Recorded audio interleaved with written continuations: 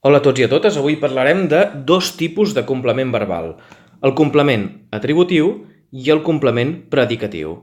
Ja sabem que el complement atributiu apareix quan el verb és copulatiu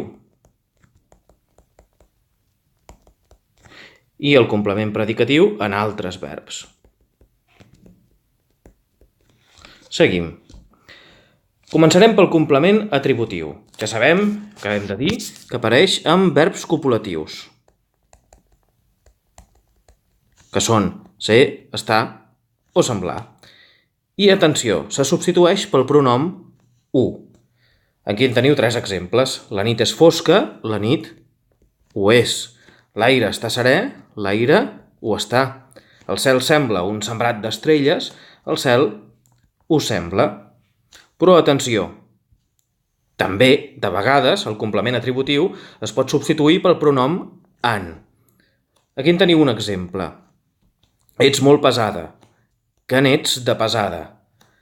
Pel pronom an se substitueix quan té una funció emfàtica, que és de subratllar una qualitat del subjecte, que n'ets de pesada. Anem ara al complement predicatiu, que és més complicat. Atenció, complement predicatiu. Fa al mateix temps de complement verbal i, atenció, de complement del nom. I complementa el subjecte o el complement directe, a més del verb. Sembla molt complicat, però ho veureu clar amb els exemples. Fixem-nos en aquest. La nit s'ha tornat fosca. Aquest complement predicatiu, fosca, complementa tant el verb, s'ha tornat, com la nit. La nit és fosca. La nit s'ha tornat fosca.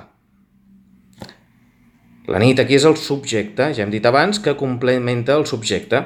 O també el complement directe. En aquest altre exemple ho veurem. Trobaren les coses escampades pel terra. Aquí les coses és el complement directe.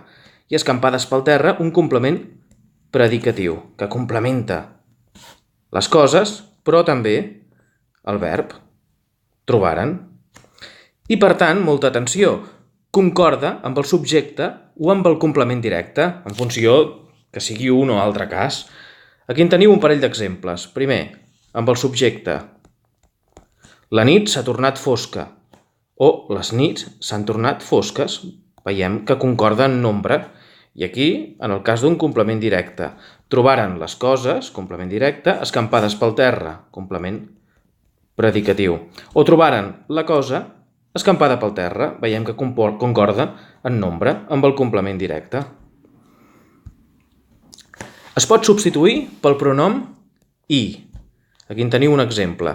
La nit s'ha tornat fosca. La nit s'hi ha tornat. O trobaran les coses escampades. Les hi trobaren. Però molta atenció. Es pot substituir també per en, amb dos verbs només, en fer-se i en dir-se. I aquí en teniu un exemple de cada. El meu pare també es diu Pere. Doncs el meu pare també se'n diu. L'Anna s'ha fet conductora d'autobús. L'Anna se n'ha fet. Només en el cas d'aquests dos verbs, el fer-se i el dir-se. Amb la resta, i. I per resumir, hem parlat del complement atributiu, que hem dit que apareixia amb els verbs copulatius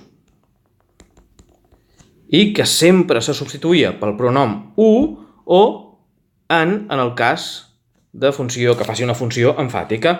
I el complement predicatiu, que hem dit que complementa el verb i també el subjecte o el complement directe, que concorda amb el subjecte o amb el complement directe en funció de si complementa l'un o l'altre, i que es pot substituir gairebé sempre pel pronom i o per en el cas dels verbs fer-se i dir-se.